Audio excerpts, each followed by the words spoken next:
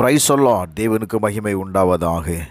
ஆண்டவரும் இரட்சகருமாய் இருக்கிற இயேசு கிறிஸ்துவின் இணையற்ற நாமத்தினாலே இந்த கால வேளையில் உங்கள் யாவரையும் நான் வாழ்த்துகிறேன்.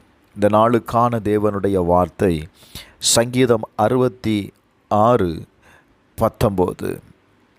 மெய்யாய் தேவன் எனக்கு செவி கொடுத்தார், என் ஜெபத்தின் சத்தத்தை கேட்டார்.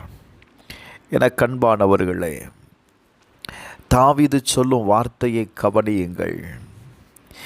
தேவன் எனக்கு செவி கொடுத்தார், நான் அவரை கூப்பிடும் பொழுது தேங்க்யூ லார்ட்.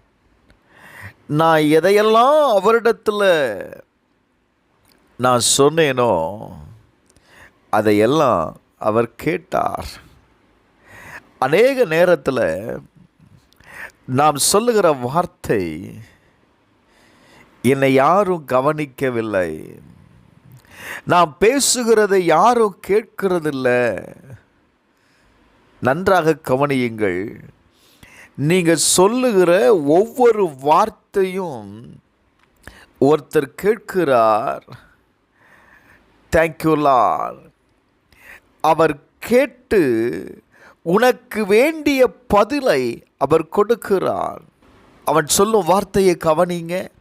என் ஜெபத்தை தள்ளாமலும் தமது கிருபையை என்னை விட்டு விலகாமலும் இருந்த தேவனுக்கு ஸ்தோத்திரம் உண்டாவதாக.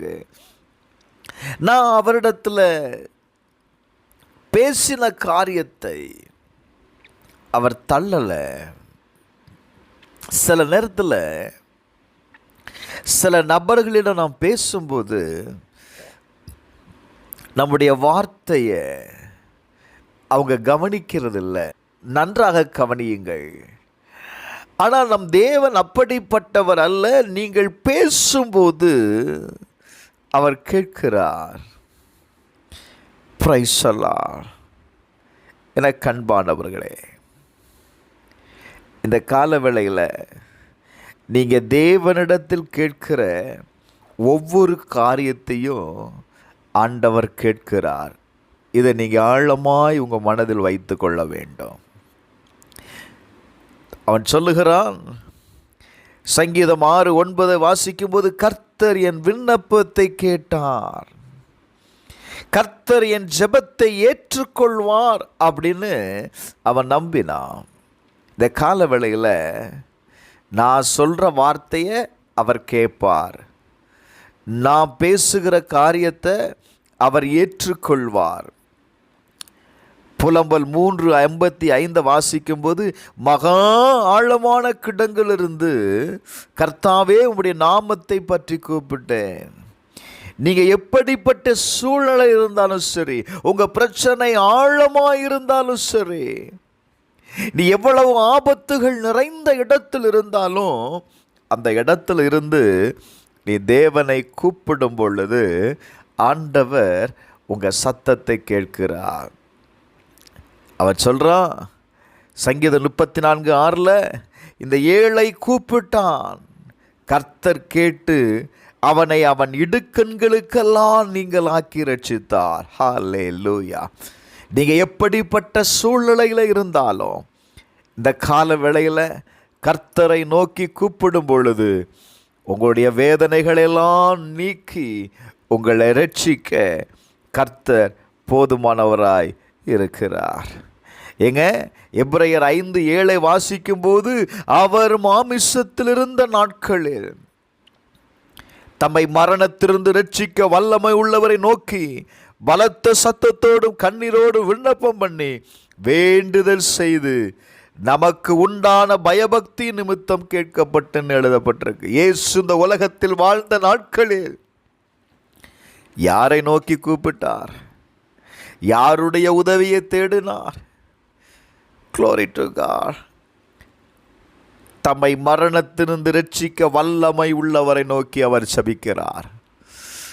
நான் சொல்லுவேன், இந்த கால வேளையில் உங்களை விடுவிக்கக்கூடிய ஒரு நபர் இருக்கிறார். அவர்தான் இயேசு. அவரை நோக்கி ஜெபம் பண்ணுங்க. உங்கள் வேதனைகளை சொல்லுங்க, உங்களுடைய கஷ்டங்களை சொல்லுங்க. அவர் உங்களை இரட்சித்து காப்பாற்றுவார். ஹல்லேலூயா. அவரை நோக்கி நீ ஜெபிக்கும் போது கர்த்தர் உன்னை ரட்சிக்கும்படி தம்முடைய வார்த்தையை உங்களுக்கு அனுப்புவாருங்க. அவருடைய கிருபை உன்னை விட்டு விலகாமல் இருப்பதை நீங்கள் பார்ப்பீங்க. செபிப்போமா? எங்கள் அன்பின் பரலோக பிதாவே, இந்த கால வேளைக்காக ஸ்தோத்திரம். இந்த கால வேளையில் உம்மை நோக்கி கூப்பிடுகிற ஒவ்வொருடைய சத்தத்தையும் நீங்கள் கேட்குறீங்கப்பா. அவருடைய சத்தத்தை கேட்டு அவர்களுக்கு வேண்டிய glory to God, அவருடைய வாழ்க்கையில் இருக்கிற எல்லா இக்கட்டுகளிலும் இருந்து, வேதனைகளிலும் இருந்து நீர் அவர்களை விடுவிக்க போகிறதற்காக நன்றி. இயேசுவின் நாமத்தில் அற்புதம் உண்டாவதாக.